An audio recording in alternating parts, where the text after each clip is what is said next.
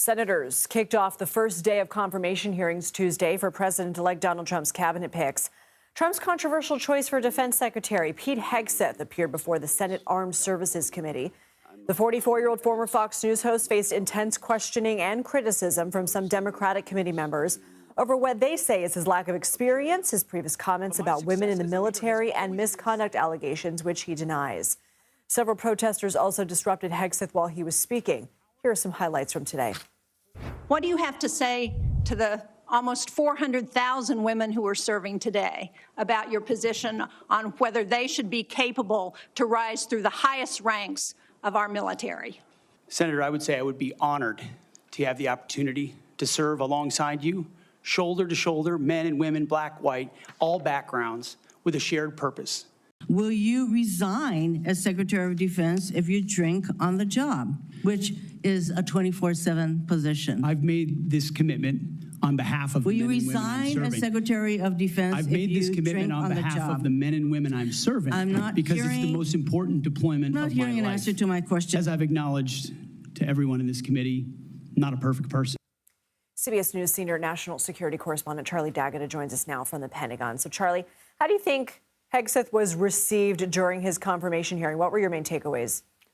Yeah, Lindsay, we knew it was going to be contentious, right? And it was heated, as you just saw. That was to be expected. It certainly wasn't bipartisan. That was probably to be expected, too. I mean, the Democratic senators grilled him, as you saw. Republican senators were largely teeing up Hegseth's talking points and policy. But, as you saw, he was nothing if not self-assured. Now, the takeaways, there are allegations of his infidelity, alcohol abuse. That came up repeatedly and pointedly.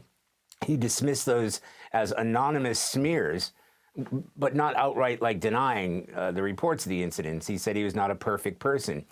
His position on women in combat, that dominated the hearing, too. He has said straight up in writing and in word that women can undermine the lethality of forces. He has since softened his tone, what Senator Elizabeth Warren called a nomination conversion, saying that he now states and supports women in the military, but he intends to review the standards to make sure they haven't been lowered for female soldiers to come in.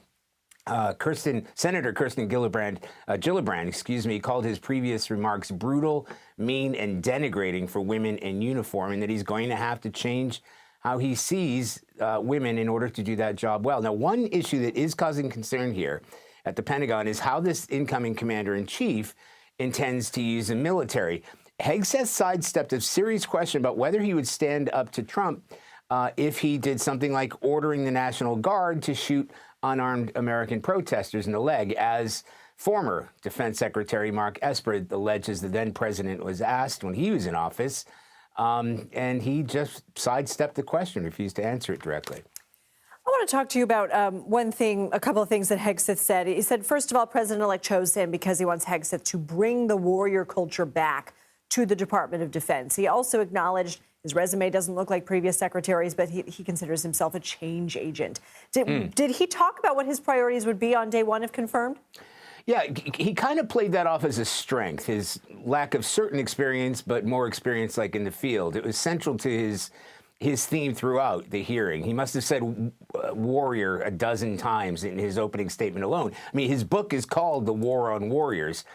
So he pointed out he has multiple deployments, and he kind of brings a different kind of experience from the outside in, that the Pentagon needs someone with dust on their boots rather than policymakers in air-conditioned offices. He stated that phrase a couple of times. He argued against the systemic wokeism that's lowered the standards of American forces. So there's going to be a review of those standards, he said. There's been a reference to warrior panels that would kind of review service members. I mean, from generals on down.